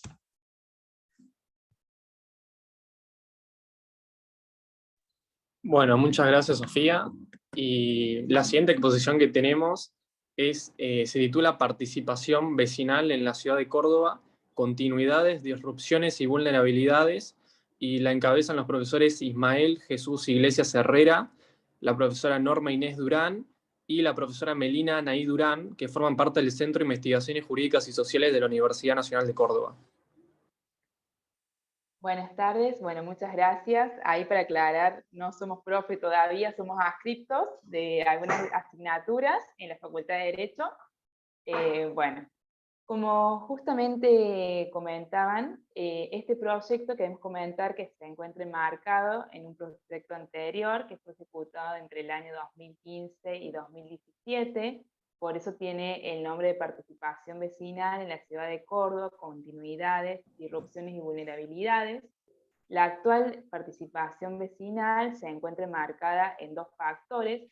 Por un lado, que es propio del cambio y de la lógica democrática, que surgió a través de un proceso electivo del año 2019, en mayo, donde se cambia la gestión municipal, y por el otro, que es el más conocido por todas y todos los presentes, que tiene que ver con la pandemia del COVID-19, lo que cual provocó una ruptura de la normalidad institucional y participativa, llevando con ellos grandes desafíos, tanto normativos como de diseños de la cuestión institucional y el cambio en la forma de comportamiento vecinal. Para ello tomamos como fundamentos y bases las conclusiones que fueron vertidas en el anterior proyecto, que llevaron en sí corroborar la hipótesis y el diagnóstico que teníamos previamente antes del proyecto, que tiene que ver con las de tipo cognitivo legal, en el cual podemos mencionar algunas, que es el tema del desconocimiento y la confusión en cuanto a normativas, en cuanto al rol de las instituciones. Por otro lado, también tenemos las falencias en cuanto a la implementación de los presupuestos participativos, también la falta de normalización dentro de los centros vecinales, que son uno de los institutos que vamos a investigar. Otro que tiene que ver con de tipo participativo, en el cual encontramos que hay una apatía política vecinal por parte de los vecinos y vecinas. También hay una partidización por parte de los procesos decisorios dentro de estos institutos. Hay una falta de acceso también a bienes y servicios, como el tema de cloaca y luminaria, y la de tipo comunicacional, tanto de las instituciones hacia la ciudadanía, hacia los vecinos, a través de portales web, y otro también entre la relación entre vecinos en sí y los vecinos con los institutos. En ese marco y en esa necesidad nosotros vemos que tienen que haber ciertos mecanismos para lograr la participación ciudadana, lo que Carol Feynman denomina la democratización de la democracia. Entonces consideramos que hay que ampliar la posibilidad de que los vecinos y vecinas puedan formar parte de esos procesos decisorios e implementar políticas públicas que tiendan a fomentar esta participación. Dentro de lo que es la ciudad de Córdoba, existen ciertas instituciones que permiten y que están pensadas para realizar justamente esta participación de los vecinos y vecinas, que tienen que ver, por un lado, los centros vecinales, que se encuentran dentro de la ordenanza 10.713 del año 2004, y por otro lado, la Junta de Participación Vecinal y los centros de participación comunal, que hace rato se refería Ismael, que están a través de la ordenanza 11.448 del año 2008. Frente a este escenario, lo que nos proponemos ahora es investigar el rol que tienen el Centro de Participación Comunal, el rol que tienen los tribunales de falta municipal dentro de la ciudad de Córdoba.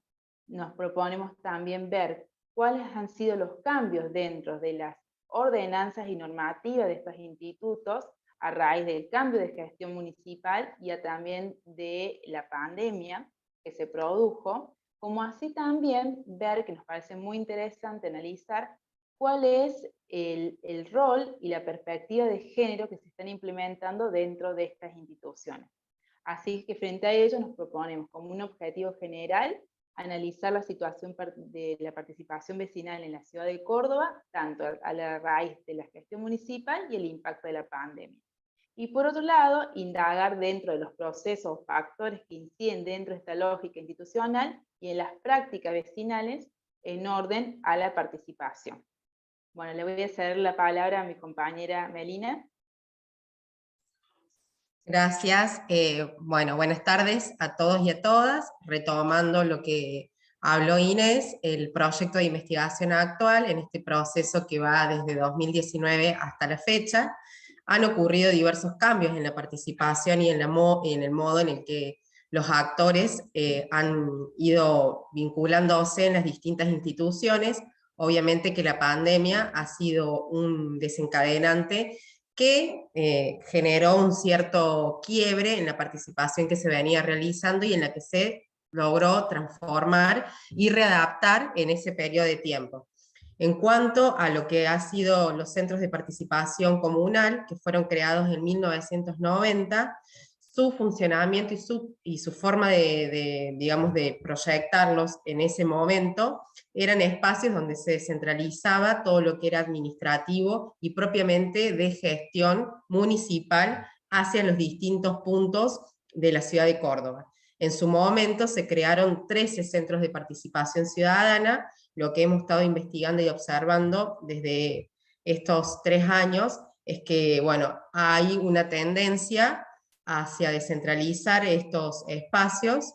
Hace poco se creó un nuevo centro de participación, el CPC número 14, acá en la ciudad de Córdoba. Se los identifica con un número y un barrio que es donde están ubicados estos centros de participación. Si bien están ubicados en un determinado lugar, abarcan distintas jurisdicciones que abarca la redonda de ese punto, ¿no? Bueno, se creó uno nuevo, entendiéndose que la ciudad de Córdoba se va ampliando, se va multiplicando los actores, entonces para que queden comprendidos nuevos lugares y nuevos barrios que, bueno, que con el transcurso del tiempo no se logró ampliar. Eso se observó. En cuanto a la pandemia, estos lugares, si bien tenían un rol y una función más administrativa, se tendió a flexibilizar estas cuestiones y fueron puntos donde tanto lo salud y lo social permitieron desarrollar distintos tipos de programas para que el vecino, ya sea desde un centro vecinal, una institución como sea una fundación o una asociación, acceda a estos lugares para canalizar todas las demandas y necesidades que fueron día a día suscitando en el transcurso de la pandemia. Por ende, hemos notado en cuanto a la participación que dejaron de ser espacios cerrados donde la administración era el rol y la función que allí se proyectaba. Los centros vecinales en este momento están en un periodo y en un proceso de elección, renovando sus autoridades, debido a que en 2020 y 2021 la pandemia impidió que se generaran las elecciones, la convocatoria y llamado asambleas vecinales. Bueno, durante este año, a partir del mes de abril, comenzaron a proyectarse en los distintos puntos de la ciudad estos procesos eleccionarios, permitiéndose las reuniones y las asambleas, convocándose a todo lo que es la participación para renovar estos espacios con las comisiones directivas, por lo que también estamos observando que pasada la pandemia hay una intencionalidad de generar estos nuevos lugares e instituciones de participación, convocando a los vecinos, entendiendo que a veces lo que ha sido estos 2 nuevos años de readaptación y tener que de nuevo vincularse con el otro, generó y ha pensado en el vecino una nueva forma de vincularse y también de trabajar la descentralización y la participación ciudadana desde las bases, digamos. Y bueno, con respecto a la temática de género, hemos notado que tanto digamos, la parte de diversidades y mujeres tienen un rol y una función más preponderante que lo que se venía investigando en el proyecto anterior. Un ejemplo es que los centros vecinales eran conducidos en su mayor parte por varones. Ahora en este proceso de las elecciones, de los que ya han sido electos, la mayoría son presidencias de mujeres. Entonces hemos notado también que estos cargos o lugares electivos de preponderancia ahora están siendo ocupados por mujeres, que nosotros en la investigación anterior, la mayoría de los cargos electivos eran ocupados por varones. Entonces estamos en ese contraste actual de que la participación está siendo fluctuante, dinámica, y a la hora de establecerse nuevas formas de vincularse, influye a la hora de las decisiones y marcar una tendencia en la normativa de lo que es la 10.713 de centros vecinales. Isma, te cedo la palabra, así continúas con esa parte de la normativa. Genial. Bueno, en primer lugar agradecer al Centro de Investigaciones y Docencia en Derechos Humanos Alicia Moró y al Instituto de Investigaciones Jurídicas Carlos Nino por las jornadas, a Estefi y a Axel por las moderaciones, y bueno, y al doctor Pablo Slavin por la organización. No sé cuánto me queda, Estefi, 2 minutos, 2 minutos y medio, voy a ser muy breve. Sí, 3 Van 10 minutitos. minutos. Sí, sí. Bien, perfecto. Bueno, como decían mis compañeras, nosotros en la primera etapa del proyecto habíamos advertido sobre todo una escasa participación ciudadana, una apatía vecinal muy fuerte por las instituciones vecinales, había un desconocimiento muy amplio de la normativa, digamos, además era una normativa totalmente dispersa, muy, digamos, dispersa en diversos instrumentos normativos, con lo cual al vecino, además de que ya hay una cierta apatía por una crisis política, digamos, gobernante de la que todos estamos al tanto, se la ponía en la tarea ciclópea de, bueno, recopilar normas y tenía interés en participar en alguna institución de participación vecinal.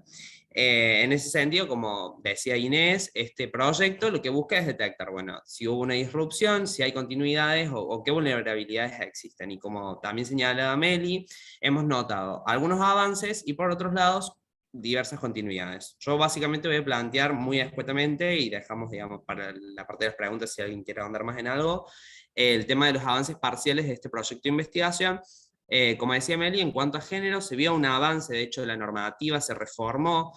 Lo que hizo este nuevo gobierno, una vez que asumió la gestión municipal, es unificar toda esa normativa dispersa y, digamos, armonizarla en algún sentido para evitar esas contradicciones que antes se daban entre las instituciones vecinales. Por otro lado, en cuanto a género, la modificación de la 10.713 prevé que están inhabilitados, por ejemplo, para presentarse a cargos políticos de los centros vecinales, personas que estén condenadas por deudas alimentarias, personas que estén condenadas por delitos de violencia de género. También se suma a una de las comisiones obligatorias que deben tener los centros vecinales, la Comisión de Género y de Diversidad Sexual. Por otro lado, en cuanto a lo que es la capacitación vecinal, la ley Micaela, que también muchos deberán conocer, se instituye obligatoriamente la implementación en muchos centros vecinales, y lo que es la participación ciudadana en lo que es el presupuesto participativo, que a continuación creo que hay una compañera que va a exponer sobre eso. El presupuesto participativo era deficitaria, la implementación casi inexistente, y actualmente se traslada esa participación a los centros de participación comunal, con una mayor, digamos, recepción de lo que es el involucramiento de los vecinos a la hora de decidir en obras, digamos, de muy pequeña escala, pero digamos, bueno, en ese sentido se ha eficientizado un montón lo que es el presupuesto participativo. Y cuanto a las continuidades, si bien todavía no lo hemos plasmado en lo que es el proyecto oficial, pero por ejemplo, como decía Meli también, se están llevando a cabo muchos procesos eleccionarios de renovación de autoridades. Y por ejemplo, este domingo 21 de agosto pasado se llevaron a cabo las elecciones en Barrio Observatorio, que tiene aproximadamente una población de 15.000 habitantes, y participaron en el proceso eleccionario apenas 863 personas, es decir, ni un 6% del padrón, digamos, electoral del barrio. Entonces, seguimos viendo que hay un montón de falencia, digamos, en los procesos de participación vecinal, pero a la vez también hemos notado diversas mejorías en otros ámbitos como género, como presupuesto participativo, y bueno, eso es básicamente mi aporte, y agradecer nuevamente a la organización y a los que nos han precedido en el uso de la palabra por sus interesantes ponencias. Gracias. Muchas gracias, Ismael, Inés, Melina, muy interesante la presentación. Bueno, en relación a la presentación que comentabas de presupuesto participativo, ahora Juliana no se encuentra, pero próximamente va a estar en el seminario de investigación Acción en Derecho a la Ciudad, así que les compartiremos la presentación a quienes les interese por ahí escuchar el trabajo, que sin duda va a ser muy enriquecedor. Y ahora vamos a pasar a escuchar a la abogada Yanina Florencia Jiménez Iraola, que es becaria de investigación SIC del Centro de Investigación y Docencia en Derechos Humanos Alicia Moró, que nos va a estar compartiendo su presentación titulada Redes cloacales en General Pueyrredón, análisis técnico, legal y ambiental en el marco del derecho a la ciudad en contextos post-pandemia. Así que escuchamos. Bueno, Florencia, sí. Gracias, Estefi. Bueno, buenas tardes a todos y bueno, felicitaciones a todos los ponentes que pusieron antes que yo. Mi ponencia va a ser breve. La ponencia que voy a exponer hoy está en el marco de un artículo que hice desarrollando uno de los objetivos de investigación de mi beca doctoral. Bueno, todo este tema del tema de investigación y todo surgió hace muchos años, cuando en los comienzos de mi carrera de investigación, cuando yo me partí de la hipótesis de que las playas de Mar del Plata estaban contaminadas. ¿Y a qué me llevaba a preguntarme eso?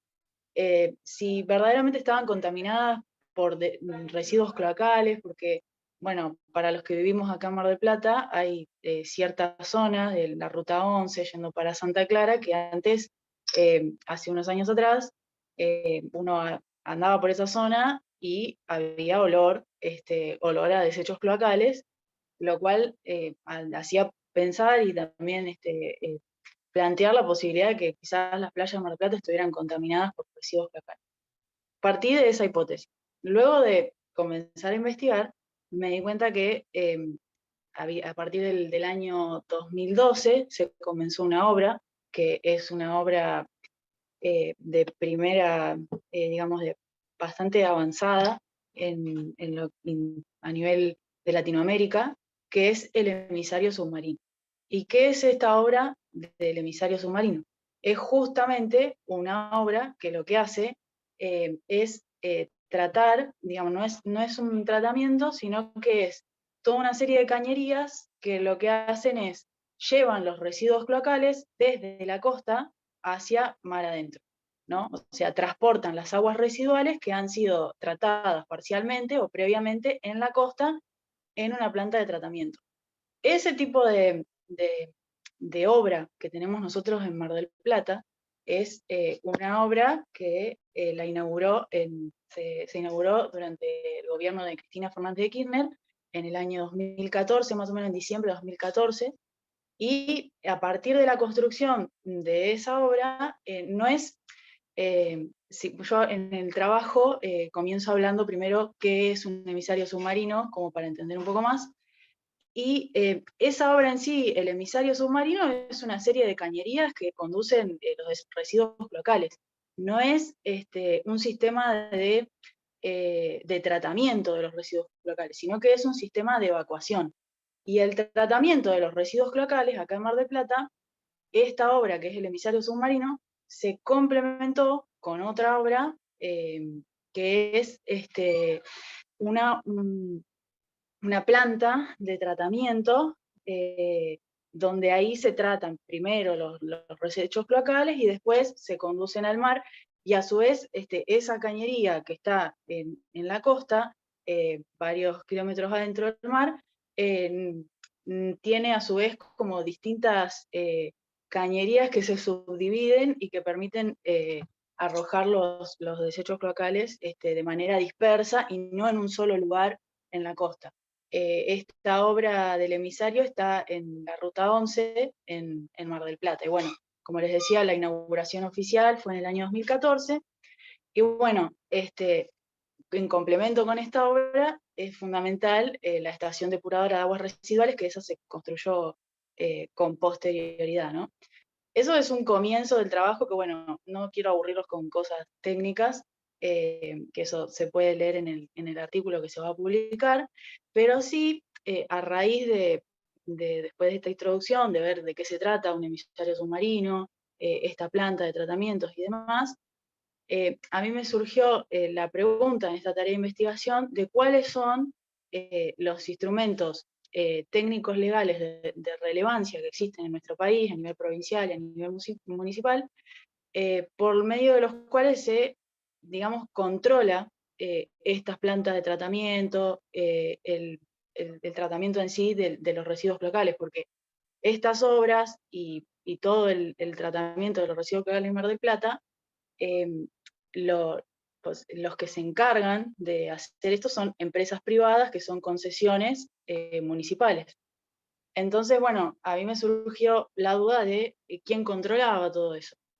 En la tarea investigativa llegamos a ver la ley 26.221, que fue promulgada en el año 2007.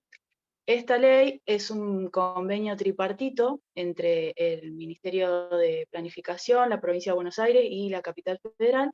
Y bueno, lo importante de esta ley es que, en primer punto, caracteriza lo que es el tratamiento de los residuos locales y la provisión también del agua potable como un servicio público esencial, lo cual hace también al interés en el derecho a la ciudad del grupo de investigación al cual pertenezco, y que en el poder gozar de este servicio público esencial también permite ejercer plenamente el derecho a la ciudad. Y si bien partiendo de esta base de que es un servicio público esencial, que se concesiona a empresas privadas y demás, entonces la duda sigue siendo quién controla todo eso. Quién controla, quién fiscaliza esas empresas privadas que brindan ese servicio. Bueno, esta misma ley que les mencionaba crea un ente regulador que se llama Ente Regulador ERAS de Agua y Saneamiento, que también quienes están a cargo de este organismo son también representantes de la Ciudad Autónoma de Buenos Aires, de la provincia de Buenos Aires, y tiene como distintos, no sé cómo decirlo, pero distintas sedes, o tiene su ámbito de aplicación, sería en distintos partidos de la provincia de Buenos Aires. En la ley se mencionan todos los partidos en los cuales este organismo se controla específicamente, pero ahí encontré un problema, que si uno ve toda la ley y el artículo y se interpreta taxativamente, la ciudad de Mar del Plata no es alcanzada en el ámbito de aplicación para control de este organismo. Entonces, ¿quién controla al Mar del Plata, a ese organismo? Bueno, el ERAS, que es el organismo no tiene ámbito de aplicación en Mar del Plata. Entonces, bueno, esa es una duda que continúa vigente, porque a raíz de eso descubrimos otra ley, que es la ley 11.820, que crea otro organismo regulador a nivel provincial, que es el ORBAS, es el Organismo Regulador Bonaerense de Aguas y Saneamiento, y también el mismo problema, no tiene este otro organismo ámbito de aplicación. Dentro de su ámbito de aplicación, mejor dicho, no se encuentra comprendido el partido de General Porredón al cual pertenece Mar del Plata. Entonces, bueno, esta investigación, yo llegué hasta ahí y todavía sigo con la misma pregunta, y lo dejé ahí para presentarlo ahora en esta jornada, pero todavía voy a continuar todo este año y tratando de buscar alguna respuesta, a ver quién es el que controla a estas empresas de concesiones que hay en Mar del Plata, que se encargan de regular el tema del emisario submarino, la planta de tratamiento y los residuos locales en general en Mar del Plata. Así que bueno, con eso concluyo y le doy la palabra a los moderadores. Bueno, muchas gracias a la abogada Yanina Florencia Jiménez Iraola. Y ahora hay una última exposición a cargo de la becaria Celeste Karen Domínguez, que no la encontramos presente con ese nombre en el chat del Zoom como participante, pero no sé si se encuentra presente con con algún que otro nombre.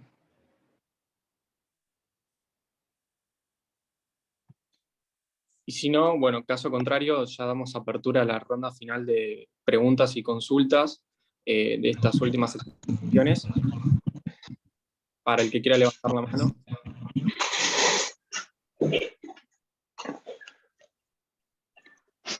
Pablo Balatinas, si querés, tiene la mano levantada. Bien, ¿se escucha? Sí. Bueno, Sí, creo que bueno. la primera expositora es Sofía, felicitarla, ¿no? por la temática abordada. Dicen que lo verdaderamente importante pasa frente a nosotros, solo hay que saber mirar. Y mientras estoy hablando, seguramente voy a escuchar, lamentablemente, que no escuchaba en los años 70 algún ruido de carro o alguien arrastrando un carrito para juntar los residuos orgánicos o el cartón, o esta actividad tan penosa que ocurre en nuestro país en el año 70, cuando se produce hoy 10 veces más que entonces y la población ni siquiera se duplicó. Bueno, respecto a quienes cuestionan, ¿no es cierto?, el gasto público cuando se deriva para los planes sociales, o dicen el disparate de que esta gente tiene o vive de un plan, bueno, digamos que los planes en el mejor de los casos llegan a 20.000 pesos, y la canasta básica para sobrevivir es arriba de 100. Así que no viven del plan. Viven de un trabajo que si alguno cree que no es trabajo, bueno, sería bueno llevarlo a que lo haga durante un tiempo, porque no se me ocurre un trabajo tan desagradable, tan peligroso, tan penoso, tan desprestigiado, y que, como dijo bien, no termina con esas 10 horas y todos los días de la semana, porque involucra a la familia, ¿sí?, a la compañera, a los hijos, chicos que van a la escuela sucios, con sueño, porque tuvieron que ayudar a reciclar. Eso no es lo que tienen que hacer los chicos de nuestro país. Pero insisto, seguimos hablando sobre el déficit fiscal, pensamos en el déficit fiscal primario y en estos gastos, nunca se dice nada del déficit fiscal secundario, del cuasi fiscal, con lo cual mantener ricos está muy bien, mantener pobres está mal. Bueno, ahora la reflexión. Primero, que está muy bien lo que dice, lo que cuenta, lo que investiga y las proyecciones que establece, incluso aunque vengan de Cava, ¿sí? Pero tendría que reconocer dos cosas. Primero, que en la Argentina, país proveedor de alimentos, hay gente viviendo de la basura. Sí, yo creo que lo hemos naturalizado. La realidad es esa. Y el segundo aspecto es que el plan no alcanza y la cooperativa mejora la situación. No solo porque todos los residuos orgánicos en Cava los están tirando un mismo día y ya hay un acuerdo para que los levanten, sino porque van a recibir una erogación mayor. Pero bueno, los Slavin saben muy bien cuando el puerto inventaba cooperativas para no pagarle a los trabajadores lo que correspondía, y las combatieron con razón. Pero acá no sé si tengo que decir, bueno, dejemos que estas cooperativas no cumplan con todos los requisitos que tienen que cumplir los trabajadores porque mejoran su condición. Querría saber la opinión de Sofía sobre esto. Si está a favor de la cooperativa de este modo y del otro modo se hace inviable. Gracias. Hola Pablo, bueno, nada, tardé un cachito en habilitar el micrófono porque anoté 3 cosas. Uno, cuando yo tomo conocimiento de parte de la gente de la Federación de Cartoneros, que es gente muy combativa, estamos hablando que viene del movimiento MTE, movimiento similar al Polo Obrero, ¿no? Que estamos hablando de gente que hace piquetes, corta, prende fuego gomas y demás. Cuando ellos me hablaron del caso de Cava y lo pusieron como digamos, el caso ejemplo a seguir sobre la forma de recolección de residuos diferenciada, a mí también me llamó la atención, y ellos automáticamente me hicieron una aclaración de que en el año 2014, fue que me dijeron, creo, si no fue en el 2012, que todavía era jefe de gobierno Macri, él había alargado un decreto en donde decía que la basura era propiedad privada. Entonces, ¿qué sucedió? Cada cartonero que abría una bolsa en la calle estaba cometiendo un delito, porque estaba abriendo, estaba tocando y se estaba apropiando de algo de propiedad privada. 1 o 2 años después es que largan este sistema de recolección diferenciada de residuos, en donde la municipalidad se hacía cargo, y coincido con vos en que de esa forma, la municipalidad puede tener mayores erogaciones, mayor ganancia, Otra, no es la salida la cooperativa como forma de no pagar un salario digno y no cumplir las condiciones dignas de trabajo. La situación de Mar del Plata con la cooperativa es una situación un tanto conflictiva, porque la cooperativa no permite que ingrese la política a la cooperativa. Los mismos trabajadores intentan nuclearse y articularse entre ellos, pero la verdad es que sin presupuesto de parte de la municipalidad se les complica bastante, no solo en cuanto al equipamiento de condiciones de higiene, sino también en cuanto a la venta. Es distinto si la venta está organizada ya a un nivel macro, que si ellos tienen que ir a vender lo que pueden separar como residuos. Además, porque Mar del Plata nada más tiene para clasificar los residuos, pero no tienen para volver a compactar vidrio y plástico, y eso hace que pueda tener más valor al momento de la venta. Después, es cierto que de parte de la federación, muchos de los cartoneros que trabajan en calle, que no están nucleados como cooperativa, cobran un plan que se llama Potenciar Trabajo, quizás los hemos escuchado mucho en este último tiempo en la televisión y en los noticieros. Discusión aparte será de si trabajan o no. Lo cierto es que de la gente que está nucleada dentro de la federación, o que la federación los tiene contabilizados y sabe quiénes son los cartoneros que trabajan en calle y no están nucleados en una cooperativa, cobran este plan que no les alcanza para nada. Hoy por hoy está casi en 30.000 pesos, y si están trabajando con la basura no sirve ni para nada. Por último, que habías mencionado, que es un trabajo desagradable, es una palabra que yo no mencioné en ningún momento de mi trabajo, pero te la voy a robar para una futura investigación, porque la realidad es que yo no trabajaría ni me gustaría estar con el olor, los residuos, manipulando, ¿no? Y la gente que está en el basural de Mar del Plata, o sea, nosotros tenemos la cooperativa por un lado, después los cartoneros, que están nucleados o no, y la gente que trabaja en el basural de Mar del Plata, que ni siquiera tiene un baño sanitario, ni agua potable, ni nada. O sea, imaginémonos las condiciones en las que se está trabajando. Para responder a tu pregunta, no considero que sea la forma de las municipalidades crear una cooperativa a los fines de no pagarles un salario digno. Sí creo que tienen que tener mucho apoyo económico, y no que sea como un mecanismo de fraude laboral, por así decirlo.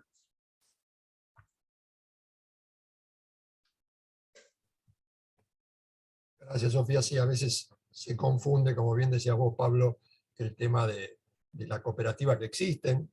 Puede haber cooperativas genuinas, pero que lamentablemente en el puerto, durante los 90, acá en Mar del Plata lo sufrimos mucho, es esta manera de no registrar a los trabajadores y cometer un fraude laboral que costó muchos años que la justicia finalmente empezase a decretar ese fraude. Más de 10 años, 12 años, muchas empresas lucraron con eso, y aún hoy hay algunas que siguen intentando hacerlo, ya en el puerto menos, aunque lo siguen intentando, pero lo vemos en otros ámbitos laborales.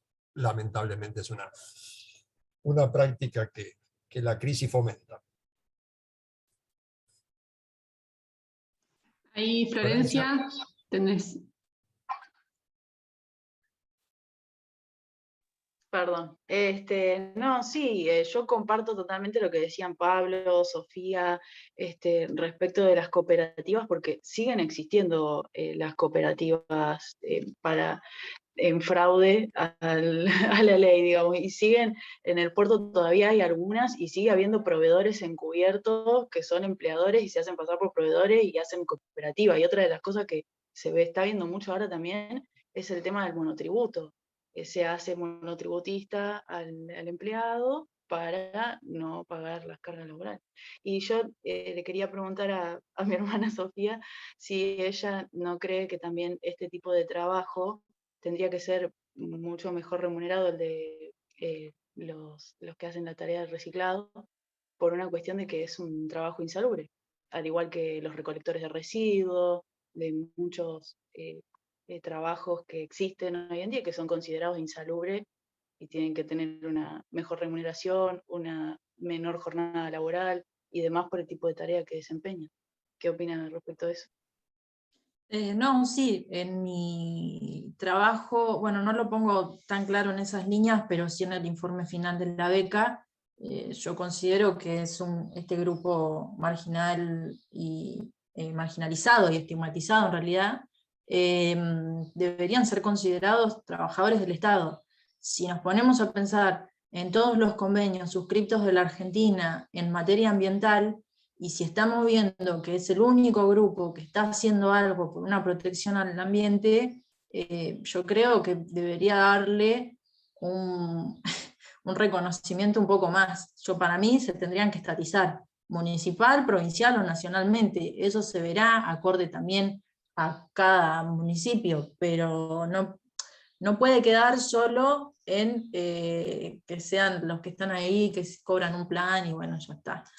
Tiene que ser algo más formal y mejor registrar. Esa forma de registrarlo hace también que después adquieran mejores condiciones. De ahí el título, ¿no? Los derechos sociales se pelean.